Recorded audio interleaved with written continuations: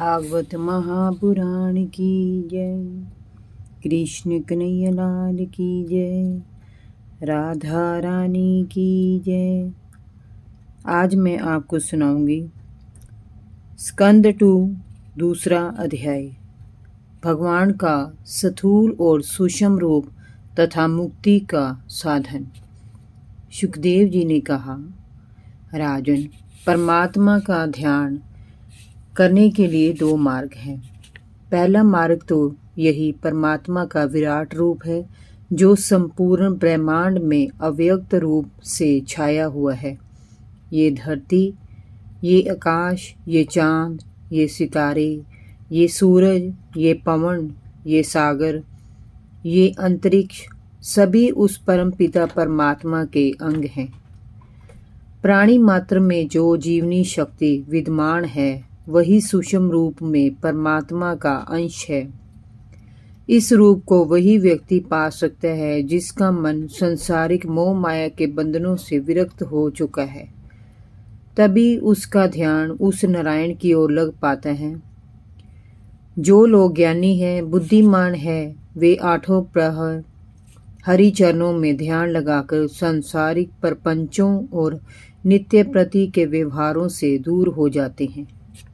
प्रेक्षक, संभवत तुम सोच रहे होगे कि विश्व रूप इस नारायण का ध्यान करने के लिए जो व्यक्ति वन में जाता है, वह बिना भोजन पानी और वस्त्रों के बड़ा क्लेश सहता होगा। उस समय उसका मन परमात्मा के भजन पूजन में किस प्रकार लगेगा। परंतु नारायण तो सबके पालन करता है। अपने भक्तों के लिए वन में उन्होंने पहले से ही सारे पदार्थ सजाकर रखे हुए हैं। संसार में भले ही मनुष्यों को कड़ा परिश्रम करने के उपरांत ऐसी वस्तुएं उपलब्ध होती हो, किंतु वन में परमात्मा की कृपा से सभी पदार्थ बिना किसी परिश्रम के ही प्राप्त हो जाते हैं। सोने के लिए धरती, तकिए के लिए कुहनी, खाने के लिए फल मेवे, प्रयोग में बर्तनों की जगह 2 हाथ, ना संग्रह करने की जरूरत, ना चोरी चकारी का डर, जितना चाहो उतना उपलब्ध। पहनने के लिए वृक्षों की छाल और पत्तियां, जिसके ना खोने का डर, ना फटने का। प्रकृति के मध्य शरीर को प्रतिरोधात्मक शक्ति इतनी अधिक बढ़ जाती है कि सर्दी, गर्मी और बरसात का उसके ऊपर कोई प्रभाव नहीं पड़ता। अधिक सर्दी सताए तो लकड़ जलाकर आग की सेक और शरीर पर धूनी की राख मरने से ही काम चल जाता है, और गर्मी सताए तो घने वृक्षों की शीतल छाया, जलाशयों और नदियों का स्वच्छ शीतल जल, सुगंधित ठंडी हवा, बरसात में वर्षा से बचाव के लिए गुफा, कंदराएं और घने वृक्षों के झुरमुट। हे राजन, जो मनुष्य वन में जाकर परमेश्वर की शरण में जाता है, उसे जंगली पशु तंग नहीं करते। परमेश्वर उन जंगली और हिंसक पशुओं से उसकी रक्षा करता है। जो मनुष्य ईश्वर के भजन पूजन से दूर रहता है, उसे वैतरणी नदी पार कर रोदव नरक में जाना पड़ता है। परंतु जो लोग परमात्मा की आराधना के लिए वन में चले गए हैं, वे कभी किसी गृहस्थ से भोजन मांगने शहरों और कस्बों में नहीं जाते। धनियों से उनका कोई सरोकार नहीं होता, वे उनके लिए कर भी क्या सकते हैं। हरि भक्तों के तो सारे कार्य परमात्मा ही पूरे करते हैं। मनुष्य को सदैव इस बात का ध्यान रखना चाहिए कि जिस परमात्मा ने हमें जन्म दिया है, वही हमारी सुरक्षा और पालन पोषण का भी ध्यान रखता है। माँ के पेट में आने के बाद से ही परमात्मा जीव के पालन पोषण और विकास का ध्यान रखने लगता है। उसके जन्म से पहले ही माता के स्तनों में दूध उतर आता है। ऐसा चमत्कार देखने के उपरांत भी जो व्यक्ति अपने खाने पीने के जुगाड़ में लगा रहता है और परमात्मा को भूले रहता है, उससे बड़ा मूर्ख और कौन होगा। हे राजन, नारायण जी तो सभी को जीविका देने वाले हैं। वे भला अपने भक्त की चिंता छोड़कर उसे भूखा कैसे रख सकते हैं? अंत इसकी चिंता छोड़कर मनुष्य को प्राणायाम द्वारा उस परमपिता परमात्मा से तादात्म्य स्थापित करने का प्रयास करना चाहिए। प्राणायाम के द्वारा मनुष्य शांत चित्त होकर एकांत में बैठ जाए और फिर श्वास खींचकर योगाभ्यास द्वारा अपने प्राण को ब्रह्मांड में ले जाने का प्रयत्न करना चाहिए।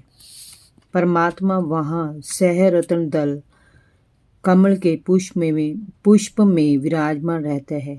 उस फूल का मुख नीचे की ओर रहता है। ध्यान साधना से उस पुष्प को सीधा करने का प्रयास करना चाहिए। ऐसी साधना से साधक का मन निर्मल हो जाता है और तब वह अपने मन की आंखों से परमात्मा का दर्शन करता है।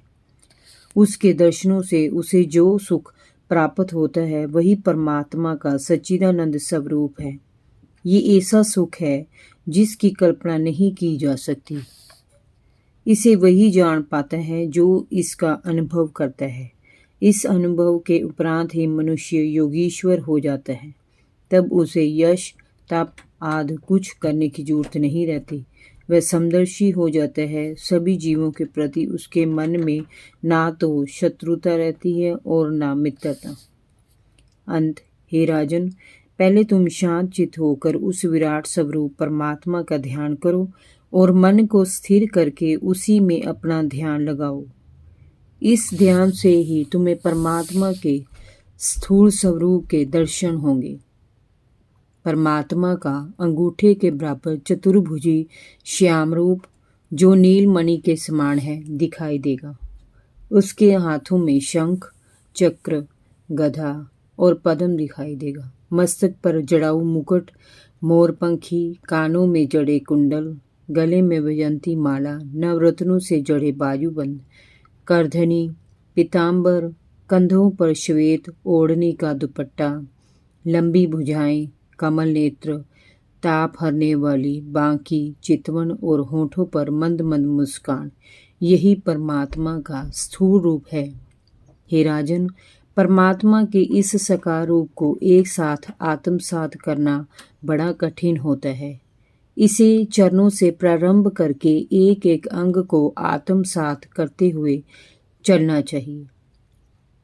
परमात्मा से आत्मसात होने पर जीव आवागमन के चक्र से मुक्त हो जाता है। उसका सीधा प्रवेश वैकुंठ में होता है। जो लोग योग साधना से परमात्मा से साक्षात्कार करते हैं उनके प्राण सूर्य को भेद कर वैकुंठ पहुँचते हैं। उन्हें पुनः आवागमन के चक्र में नहीं पड़ना पड़ता। किंतु जो लोग यश, तप, दान, तीर्थाटन आदि करते हुए अपना शरीर त्यागते हैं वे चंद्रलोक से होकर देवलोक में अपने अपने कर्मों के अनुसार पहुँचते हैं। वहाँ का सुख दुख भोगकर उन्हें फिर से जन्म लेना पड़ता है। राजन, मकर राशि से मिथुन राशि तक का संक्रांति काल 6 माह का होता है। इन दिनों सूर्य उत्तरायण रहते हैं। इन्हें देवताओं के दिन कहा जाता है।